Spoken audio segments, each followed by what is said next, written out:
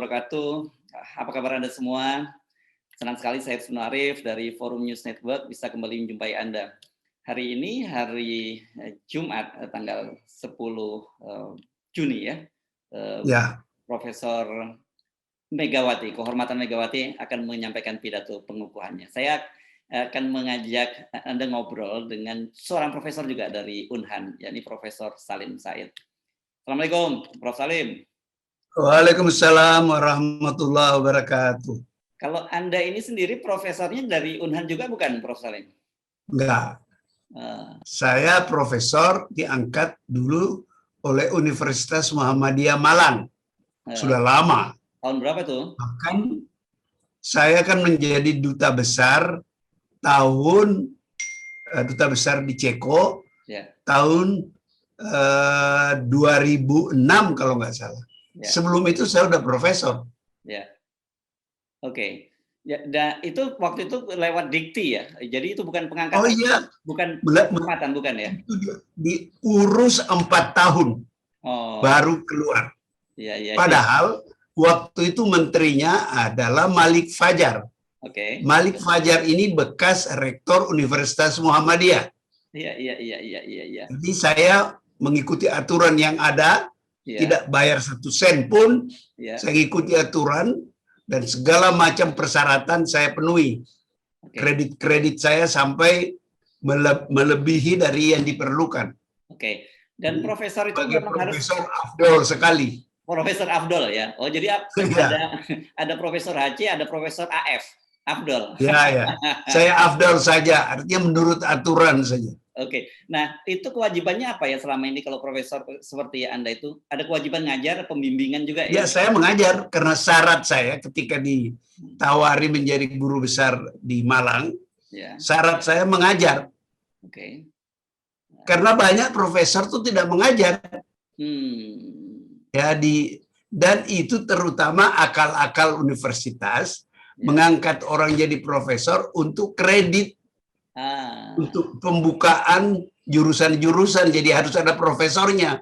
Nggak perlu ngajar, namanya aja. Saya nggak mau. Oke. Saya harus mengajar. Dan sampai sekarang saya mengajar. Di Unhan ngajar apa, Prof? Politik. Oh, politik. Iya. Jadi judul kuliah saya itu, seri kuliah saya itu namanya Indonesian Politics and Indonesian Society. Itu sebenarnya ilhamnya dari saya memberikan kuliah sebagai guru besar tamu di Universitas Ohio.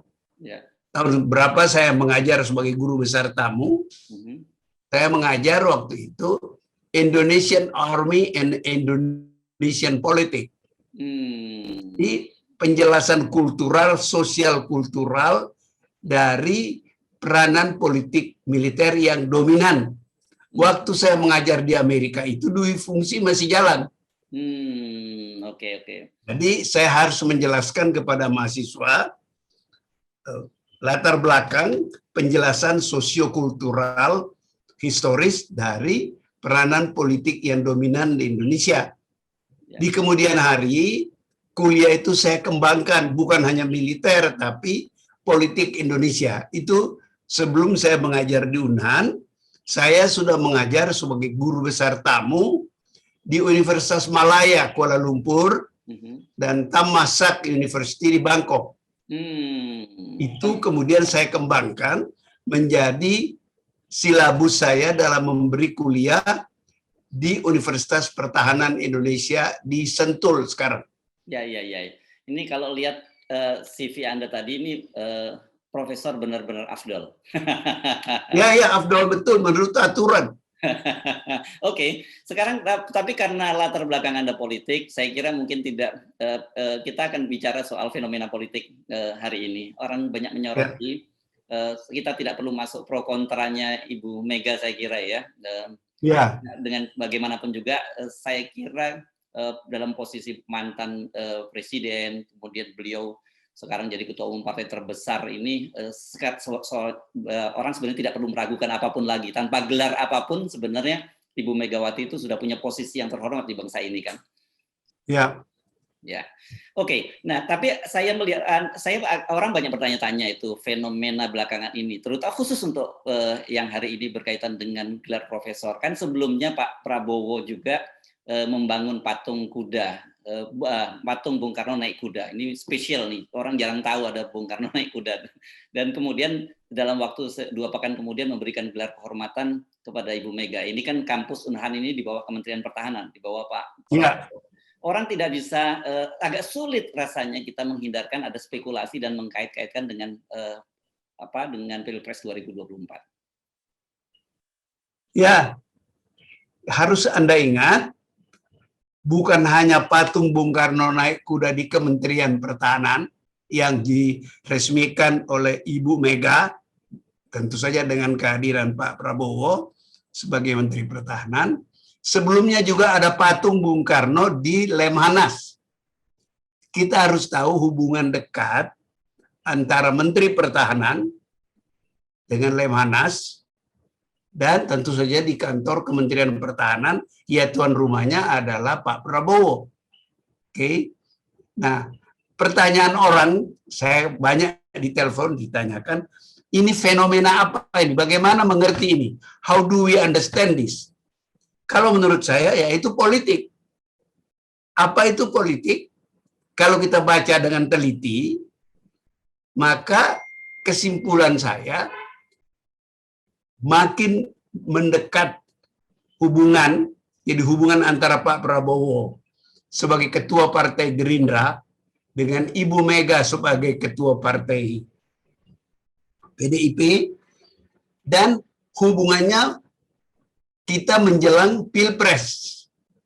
Jadi kita harus mengerti dalam konteks itu. Kalau kita bisa mengerti dalam konteks itu, maka ini tidak sulit untuk dimengerti. Ini fenomena politik. Gitu. Oke. Nah, kalau sebelum kita fokus lagi ke Pak Prabowo-nya, kan kalau soal patung sebelumnya juga ada patung di Akademi Militer.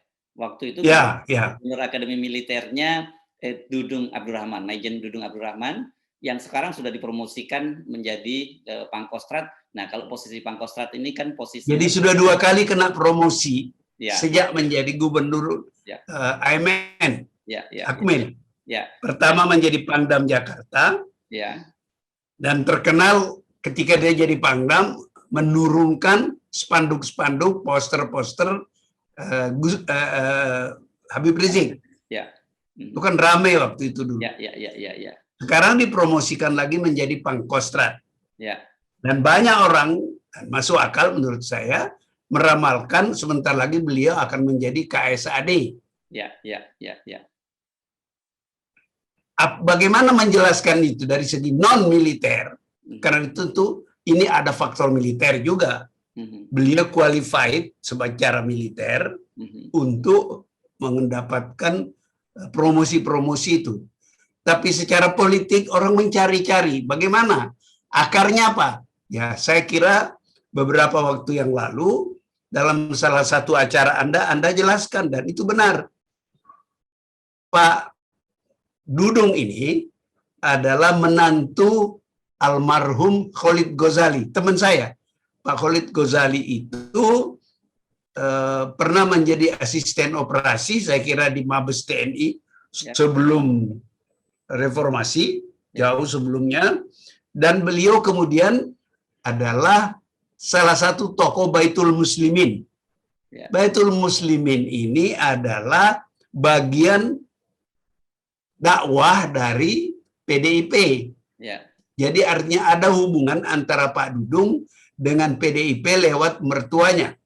Nah, apakah itu berkontribusi pada promosi terus beliau? Ya. Dan apa karena ini juga ada hubungannya dengan patung? Saya kira itu it's open to be interpreted, gitu. Tapi ada alasan untuk mengatakan ada dimensi politik dari promosi beliau itu. Oke.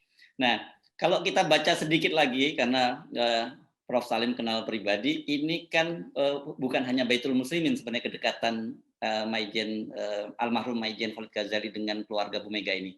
karena dia walaupun kelahiran di Cilacap kalau tidak salah saya, di Jawa Tengah, tapi dia ini masa kecilnya dan masa kemudian SMA-nya di Palembang. Jadi dia punya Ya, kedekatan juga dengan suami Ibu Mega almarhum Taufik Kimas. Kalau nggak salah begitu ya? ya, ya. Seingat saya, karena saya dekat dengan Pak Khalid dari zaman Orde Baru, Ya. itu saya tahu cerita kedekatan beliau dengan Taufik Kimas. Ya. Dan kalau tidak salah, ingatan saya masih baik, beliau masuk Baitul Muslimin itu karena undangan ajakan dari Pak Taufik Kimas. Ya, ya. Gitu.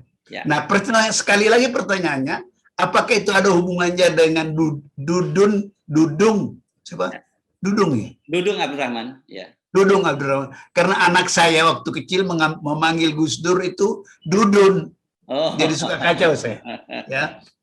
Anak saya membantu memasang alat komunikasi kita hari ini. Ya. Nah, Pak Dudung Abdurrahman ini, ya tadi sudah saya katakan menantunya Pak Khalid Ghazali. Ya. Apakah itu ada hubungannya dengan promosi beliau untuk sekarang sudah Pangkostrat, sebentar lagi katanya akan menjadi Kasat? Wallahu alam bisawab. Tapi itu adalah bahagian yang menarik untuk kita sebut, dan Anda sudah sebut, untuk kita mengerti perkembangan promosi-promosi di dalam militer kita sekarang ini. Oke, saya teruskan sedikit lagi. Teruskan tadi, berkaitan kan tadi Prof. Salim menyebut soal patung di Lemhanas, yang sekarang Gubernur Lemhanas itu adalah Letnan Jenderal TNI Purnawirawan Agus Wijoyo. Ini dulu dikenal sebagai salah satu pemikir TNI ya, bersama dengan SBY dan Agus Wirahadikusuma, almarhum Agus Wirahadikusuma.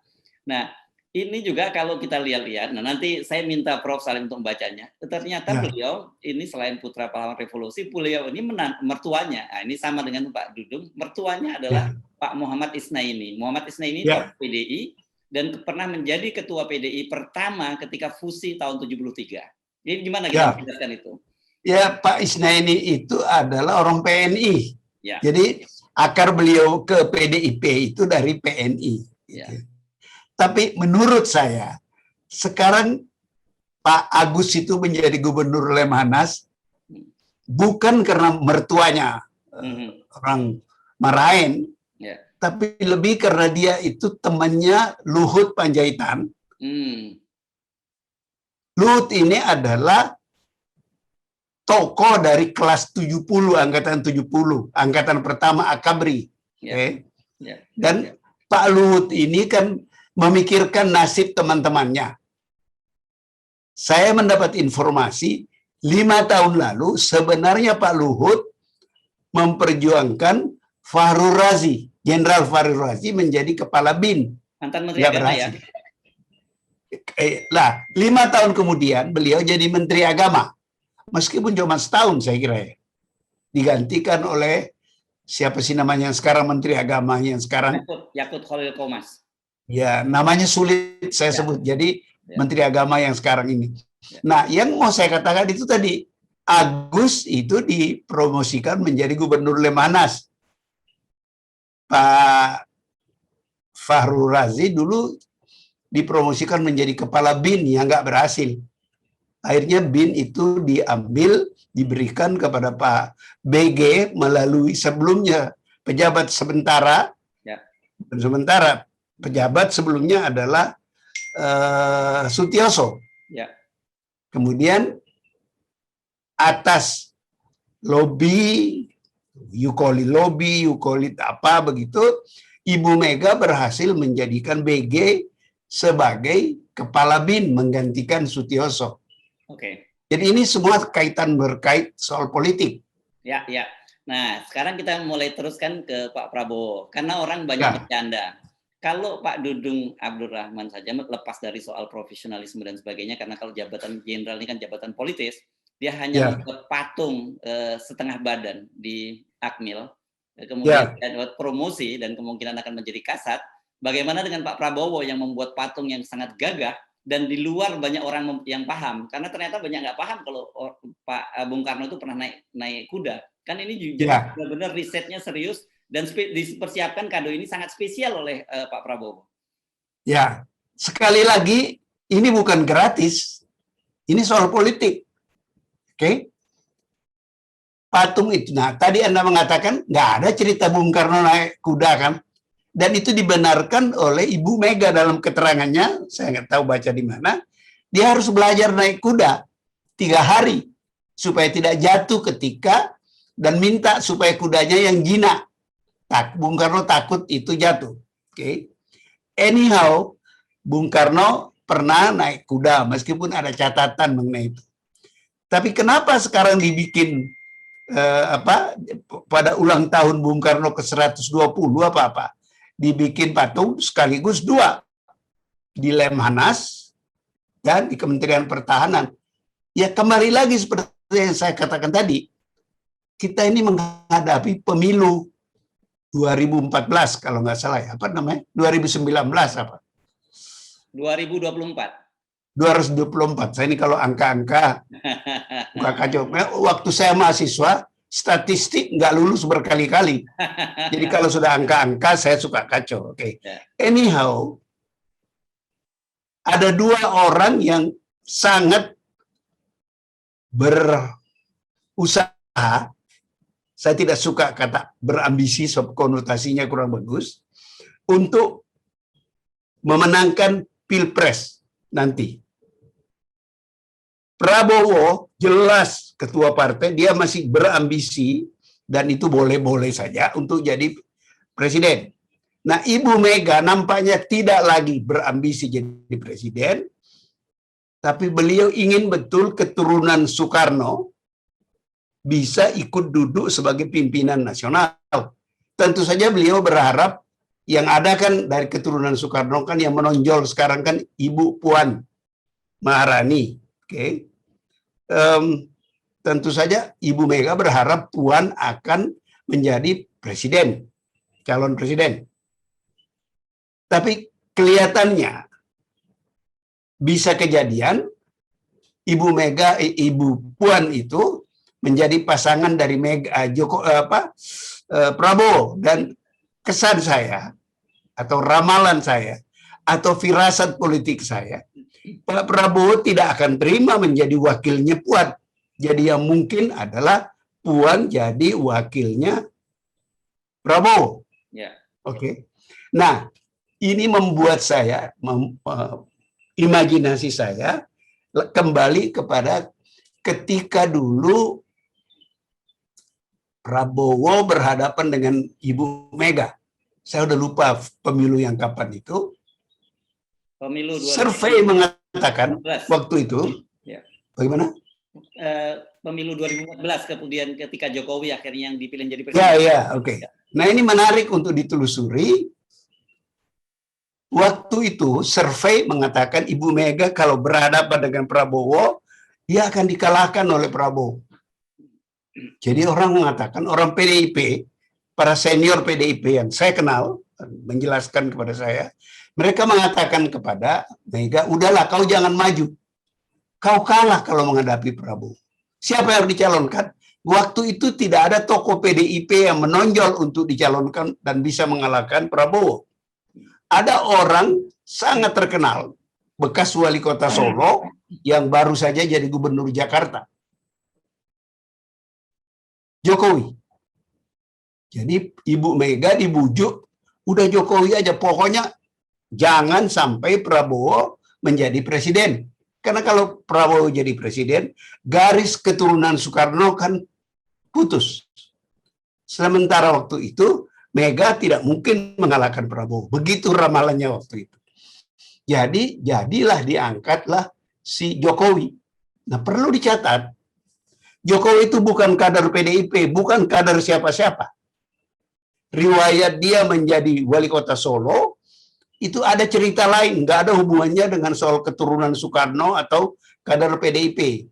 Nah, tapi akhirnya toh diterima oleh Ibu Mega menjadi calon presiden dengan dukungan PDIP. Nah, untuk mengikat Jokowi bahwa kau adalah kader kita, dibikin menjadi kader dengan cara diproklamasikan sebagai petugas partai. Itu lembaga baru yang kita baru kenal dalam sejarah PDIP. umumnya untuk sejarah politik Indonesia. Jadi kau itu petugas partai harus ikut kemauan partai. Dan Jokowi karena memang nggak punya konsep apa-apa, ya beliau terima menjadi presiden dan pendukung utamanya kan adalah PDIP. Dan oleh PDIP, oleh Ibu Mega, dia dibaptis menjadi petugas partai. Jadi sebagian besar konsep-konsep rencana-rencana agenda politik PDIP, sebagian besar, tentu ada yang tidak juga, itu dijalankan oleh Pak Jokowi. Oke. Nah ini sekarang ada masalah baru. Kalau nanti Pilpres berpasangan Prabowo dan Ibu Puan, dan karena itu, karena popularitas dukungan politik Ibu Puan itu tidak cukup kuat, maka ada dua kemungkinan terjadi. Prabowo melanjutkan kerjasama dengan Ibu Puan, dengan PDIP,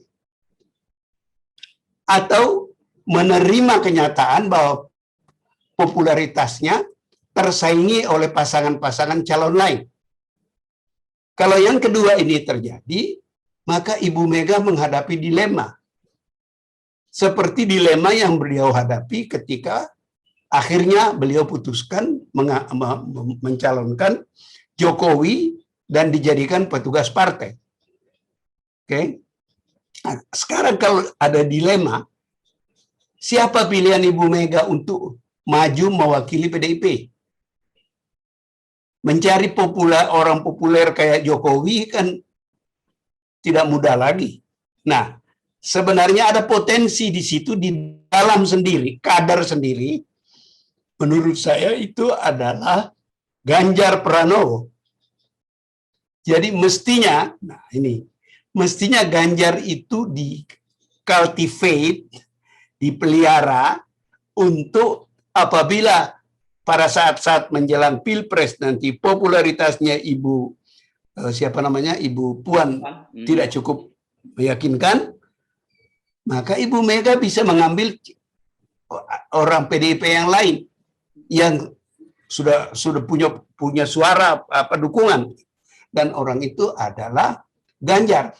Nah, persoalannya belum apa-apa, Ganjar sudah dihabisi. Pernyataan ketua PDIP Jawa Tengah itu keras dan sebenarnya agak kasar kepada Ganjar. Jadi kartu Ganjar untuk PDIP itu kasarnya sudah dimatikan.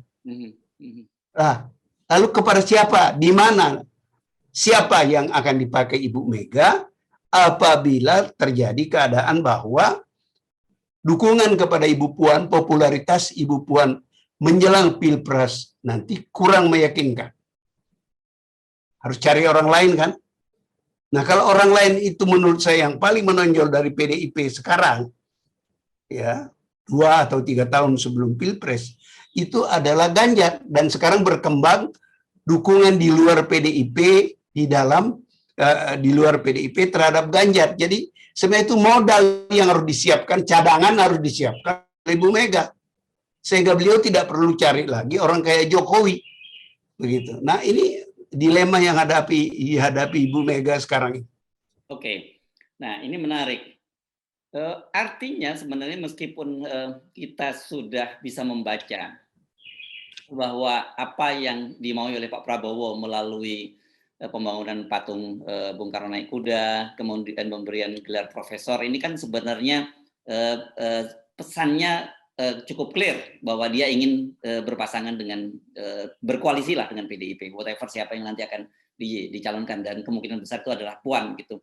Tetapi kemungkinan juga akan terjadi Prabowo menghadapi situasi pada Pilpres 2014 ketika tiba-tiba Bu Mega mengajukan calon lain yang bisa menghadapi Prabowo. Ya, itu akan dilakukan kalau calon yang ada. Sekarang kan semua orang berpendapat calon dari PDIP itu Ibu Puan. Kenapa Ibu Puan? Selain beliau itu putrinya Ibu Mega, beliau ini adalah pelanjut dari Terah Soekarno. Oke. Jadi ini menarik untuk melihat bahwa kalau Prabowo sudah bertahun-tahun berkali-kali pilpres berusaha jadi presiden, ya. Sekarang Ibu Mega itu bukan mau jadi presiden, itu tafsiran kita. Saya kira dia menurut orang-orang dekat kita, beliau, saya kan banyak teman di PDIP, Ibu Mega itu sadar beliau sudah tua dan sudah waktunya mengalihkan amanah melanjutkan Terah Soekarno itu kepada keturunannya. Oke. Jadi dua-dua pihak ini berambisi, berusaha. Oke. Karena ini kesempatan terakhir buat Prabowo. 5 tahun lagi sudah berapa usia Prabowo itu? Ibu Mega lebih tua lagi. Beberapa tahun lebih tua dari Prabowo. Jadi mereka punya persamaan-persamaan sehingga mudah bekerja sama. Jadi saya tidak membayangkan Ibu Mega mencari calon presiden yang lain ketika Prabowo itu, dia kan ketua partai itu, Gerindra Pak Prabowo. Oke. Jadi Prabowo itu udah siap dan sudah punya sejarah kerjasama kan dengan Ibu Mega. Bahkan ada surat katanya, saya nggak pernah lihat, tapi ada orang yang teman-teman saya pernah lihat, janji Ibu Mega kepada Prabowo untuk mendukung Prabowo jadi presiden setelah pasangan Prabowo Mega sekian tahun lalu bersama-sama berjuang untuk jadi presiden dan wakil presiden. Ya. Itu kan tidak berhasil. Ya. Tapi kan waktu itu Prabowo bersedia mendukung Ibu Mega jadi presiden. Betul. Kononnya Ibu Mega berjanji nanti ada kesempatan dia akan PDIP akan mendukung Prabowo. Jadi ada riwayat itu sehingga sulit membayangkan Ibu Mega mencari calon presiden lain. Apalagi Prabowo itu partainya kan besar. Ya. Itu nah, ya. Itu mencari yang lain yang suaranya tidak besar dan akan terganjel oleh threshold yang 20% itu. Ya. Oke. Gitu. Itu perjanjian batu tulis disebutnya. Ya, maaf lupa tadi saya. Ya, perjanjian batu tulis dan itu kan terbukti tidak dipenuhi oleh Ibu Megawati. Ya, 5 tahun berikutnya tidak dipenuhi, tapi kan bukan tidak mungkin. Itu sekarang mau dipenuhi, bukan tidak mungkin. Ya. Orang politik kan ya mana yang menguntungkan aja. Oke. Nah, tapi gini, jadi berarti seperti Anda sebut tadi, posisi Bu Mega itu dilematis sekarang ya, no or never kan berkaitan dengan meneruskan Trah tadi, karena kita tidak ya. Tetapi dalam situasi seperti sekarang ini, ketika nanti dihadapkan pada dilema itu antara pilihan meneruskan Trah yang kalkulatif itu mungkin peluangnya rendah dibandingkan menjaga kekuasaan dengan menempatkan seorang petugas partai yang punya posisi yang lebih besar. Mana kira-kira yang akan diambil oleh Bu Mega? Yang dipilih oleh Bu Mega? Ya, saya kira Bu Mega akan berusaha keras menjadikan Puan, bahkan menjadikan Puan wakil presidennya Prabowo diterima. Dugaan saya akan diterima oleh Ibu Mega. Karena saya nggak bisa membayangkan Prabowo setelah bertahun-tahun berusaha mau jadi presiden, masih mau menerima wakil presiden untuk Puan yang jauh lebih muda dari beliau. Jadi logika saja, saya kira Ibu Mega menerima kenyataan politik itu, dan Prabowo akan mempertahankan kenyataan politik itu. Oke. Nah, saya teruskan kalau gitu analisis dari Profesor Salim, dan sekaligus saya minta diuji kira-kira teori yang ingin saya sampaikan. Kalau dengan pola semacam itu, realitasnya bahwa sekarang elektabilitas dari Puan rendah, artinya potensi dikalahkan itu besar oleh calon lain. Tapi kan kita pernah melihat pada Pilpres 2019 lalu, sebenarnya kan itu calon tunggal arahnya dengan presidensial threshold, dan kemudian kemarin Hasto menyatakan bahwa mereka tidak akan bersedia bekerja sama dengan Demokrat dan PKS. Artinya mereka bisa merangkul yang lain. Nah, kita tahu jumlah kursi PKS dan Demokrat itu tidak cukup untuk mengajukan calon sendiri. Artinya kalau pola koalisi 2019 terjadi, jadi siapapun sebenarnya yang diusung oleh koalisi itu akan memenangkan Pilpres, tinggal dicari saja calon boneka gitu, calon yang lebih lemah dari pasangan Prabowo dan Puan. Ya, itulah makanya saya terkejut pernyataannya siapa itu Pak Hasto itu, Sekjen itu bukan pernyataan politik. Pada saat seperti ini, carilah teman sebanyak mungkin. Jangan memulai langkah dengan menciptakan garis kawan dan lawan. Oh, kami nggak mau dengan ini, kami nggak mau. Sebab tidak, politik itu kan dinamis. Kenapa tidak suka sama PKS? Ya mungkin saya cenderung mengatakan ini bukan keputusannya si Hasto, ini keputusan Ibu Mega. Bisa dijelaskan? Consistently Ibu Mega itu tidak mau melakukan sesuatu yang berhubungan dengan SBY. Kita tahu cerita itu. Dendam Mega kepada SBY. Ini Demokrat ya? Dengan PKS, bagaimana? Itu yang Demokrat. Yang PKS bagaimana? Nah, itu yang mau saya katakan. Kalau Anda lihat sikap Ibu Mega, juga sikap yang diekspresikan oleh adiknya Ibu Mega, Sukma, itu ketidaksenangannya kepada Islam, itu jelas sekali. Oke. Nah, kenapa? Ini soal agama atau apa? Menurut saya ini soal pribadi. Bacaan saya mengatakan bahwa Ibu Mega itu sakit hati terhadap kekuatan Islam yang dia persepsikan, Ibu Mega persepsikan berperanan besar menjatuhkan Bung Karno pada awal reformasi pasca Gestapo. Jadi ada dendam pribadi.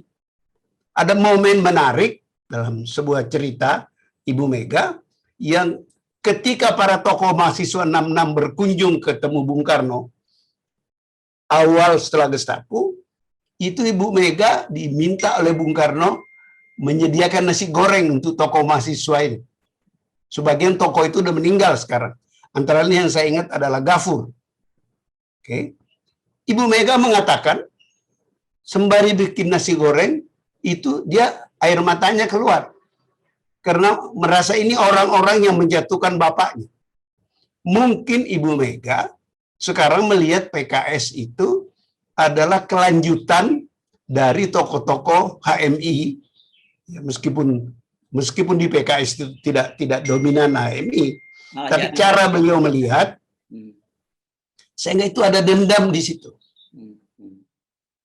Kalau Anda mau bicara soal dendam, menarik juga untuk mengingat perlakuan Bung Karno kepada Syahrir yang ditahan sampai meninggalnya kan di Switzerland. Ya. Tidak pernah diadili, berapa tahun di penjara sampai dia kena stroke di penjara, dikirim ke berobat ke Switzerland dan pulang sebagai jenazah. Nah, itu bisa dicari kalau Anda psikolog, pendekatan sejarah kepada konflik Bung Karno dan Syahrir ketika dua-duanya dibuang oleh Belanda ke somewhere di sekitar Danau Toba itu. Ketika Syahrir, Bung Karno nyanyi di kamar mandi dan Syahrir teriak, "Tutup mulutmu." Bung Karno tersinggung sekali dan mengadu pada Agus Salim. Saya kan presiden, masa saya diperlakukan seperti itu? Nah, sejak itu hubungan Syahrir dengan Bung Karno buruk. Terakhir, Syahrir karena ada tuduhan macam-macam, saya udah lupa apa, di penjara terus, kena stroke, dikirim ke Switzerland, dan pulang sebagai jenazah. Jadi itu juga bisa dilihat sebagai ada bibit-bibit dendam pada Ibu Mega kepada lawan-lawannya.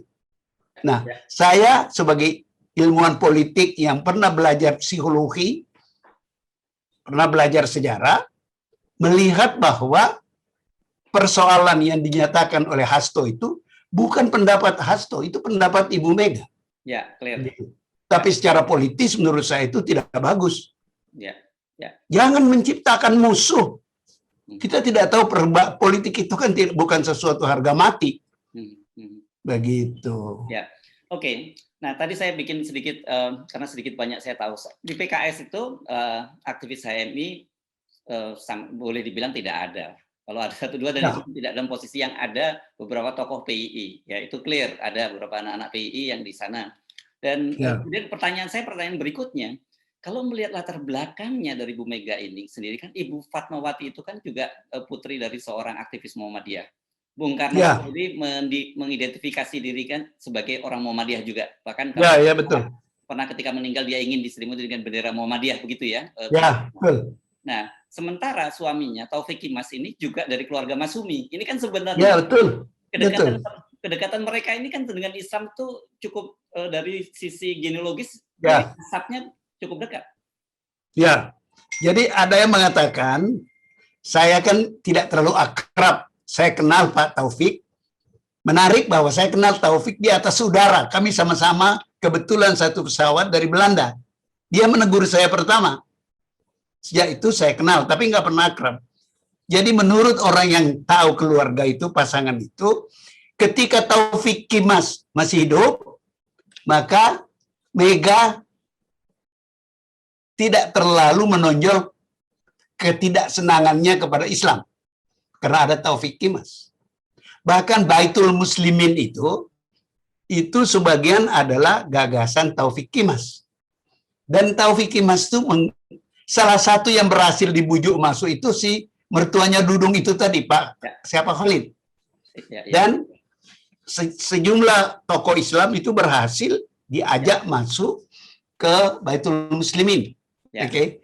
Tapi setelah Pak Taufik meninggal, Ibu Mega menjadi dirinya sendiri. Nah, Anda harus pelajari sejarah keluarga itu.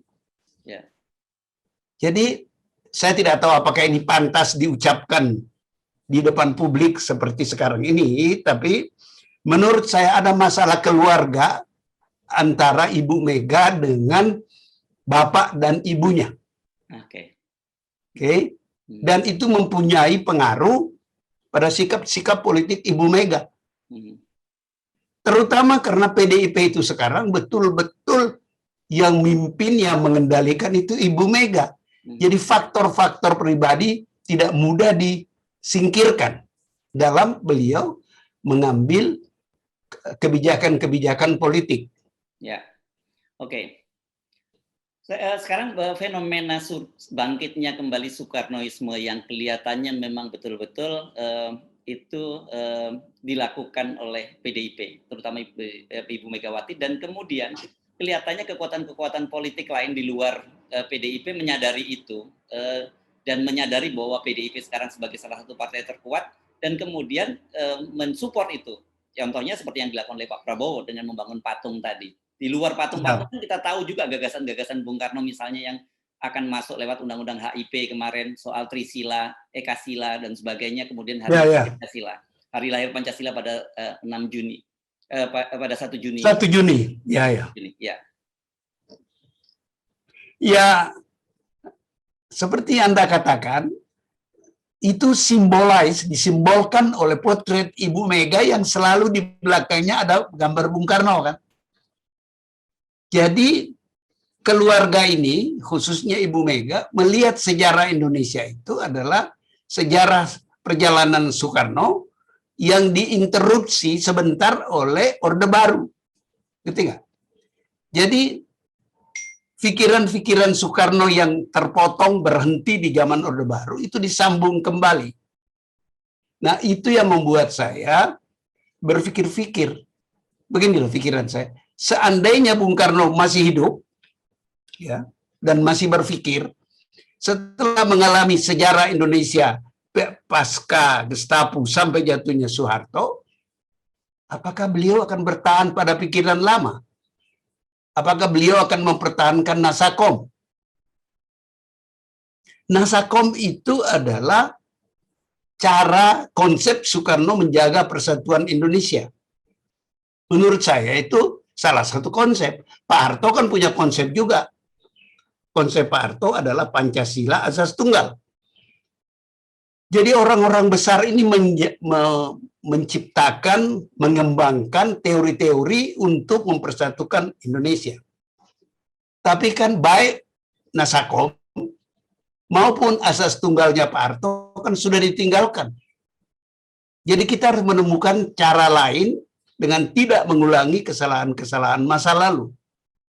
Kesalahan masa lalu itu menurut saya terjadi karena yang berkuasa pada waktu-waktu itu, Orde Baru, Orde Lama, itu terlalu dominan, tidak ditentang oleh orang lain. penentangannya adalah berdarah.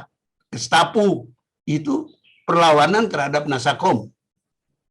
Peristiwa Priok dan banyak peristiwa waktu itu pertentangan terhadap konsep asas tunggalnya Bung Karno. Pak Harto. Oke.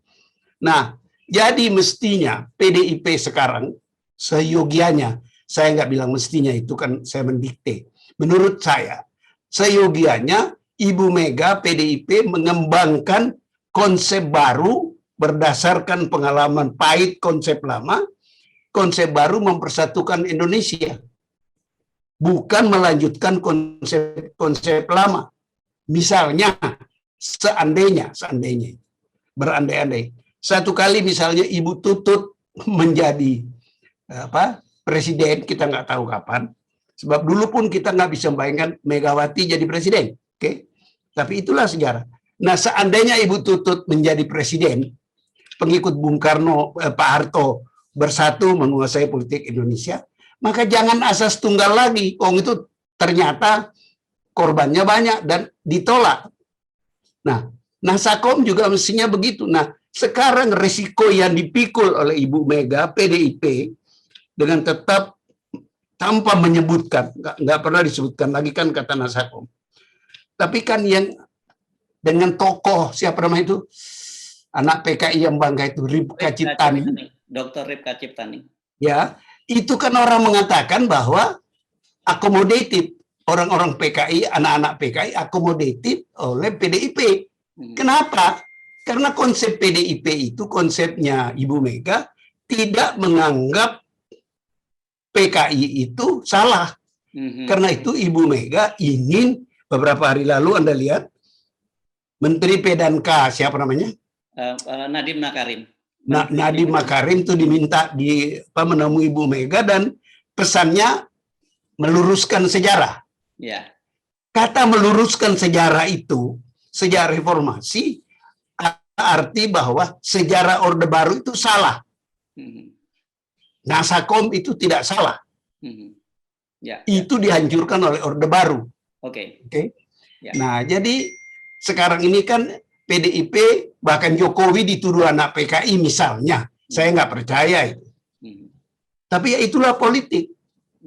Itu digunakan di dalam rangka menyerang PDIP dan menyerang Jokowi. Anda ingat menjelang Pilpres yang dimenangkan Jokowi dulu itu, ada kampanye umat Islam jangan memilih PDIP karena itu tunggangan PKI. Oke? Ya. Nah, jadi ya bagaimana mengatakannya ya? Ya kalau kurang berhati-hati membaca sejarah, ya hal-hal seperti itu bisa tidak terhindarkan. Oke. Nah, kalau tadi mengikuti tadi teori Prof. Salim, situasi pada Orde Baru, Orde Lama, Orde Baru, itu fenomena itu orang juga melihat sekarang terulang kan. Jadi ada semacam, saya tidak tahu apakah ini dengan latar belakang tadi dendam Ibu Mega terhadap kekuatan Islam, sehingga ada tanda-tanda semacam yang kita sebut sebagai political of exclusion. Jadi mengeluarkan, mengeksklusi kekuatan umat Islam dari dunia politik Indonesia. Ya, kalau analisa saya benar, maka itu lebih mudah kita mengerti. Begini loh, kalau menurut pengamatan saya, untuk mengerti sikap Ibu Mega itu, ada dua cara. Kebijakan beliau, keputusan beliau, dan statement-statement Sukmawati. Statement Sukmawati itu kan menyakitkan hati umat Islam. Oke, berkali-kali ada membandingkan apa sih namanya jilbab dengan apa begitu. Pokoknya Islam itu jelek lah. Udah lupa gitu ya. Jadi, nah sebenarnya itu adalah pernyataan yang paling buruk yang ada dalam pikiran Megawati. Secara tidak canggih itu dilahirkan oleh Sukmawati. Yang lebih canggih adalah kebijakan-kebijakan politik Ibu Mega. Antara lain misalnya, si Hasto disuruh bicara, tidak suka dengan PKS, dan apa namanya satu lagi itu? Demokrat. Demokrat. Kalau Demokrat tuh gampang, itu SBY. Tidak sulit mengerti. Oke. Ibu Mega dendam kepada SBY. Itu sebabnya Ibu Mega memilih Yusuf Kalla menjadi wakil presidennya Jokowi, periode pertama Jokowi, karena terima kasih Ibu Mega kepada Yusuf Kalla yang pamit baik-baik dari kabinet ketika mau run sebagai wakil presidennya SBY. SBY diam-diam di mata Mega itu menghina SBY, Megawati sebagai presiden, dendam, begitu. Oke, ini menarik sekali perbincangannya, tapi saya kira saya bisa memberikan semacam highlight. Harusnya kita belajar dari sejarah gitu ya. Dan kita jangan mengulangi lagi kesalahan yang dilakukan oleh Orde Lama maupun Orde Baru. Karena bagaimanapun sebagai sebuah bangsa kita ini mestinya move on, mesti maju ke depan lagi. Dan eranya kita demokrasi. Dan kita ingin bangsa ini bersatu dengan berbagai elemen-elemennya, bersama kekuatan dan menjadi salah satu kekuatan dunia, kan begitu kira-kira Prof. Salim? Ya, jadi ketika Anda bilang sejarah, yang paling penting kita harus dapatkan dari sejarah, belajar jangan mengulangi kesalahan-kesalahan masa lalu. Yes. Dan di negeri di mana pemimpin itu sangat memainkan peranan, maka itu perlu diperhatikan para pemimpin. Kalau pemimpin itu tidak mengerti sejarah, tidak mengerti psikologinya, sosiologinya, dan berkutat mempertahankan pendapatnya tanpa disesuaikan dengan perkembangan masyarakat, yang akan jadi korban kita semua. Yes. Begitu. Baik, terima kasih Prof. Salim atas perbincangan yang sangat menarik ini pagi ini. Assalamualaikum warahmatullahi wabarakatuh. Waalaikumsalam warahmatullahi wabarakatuh.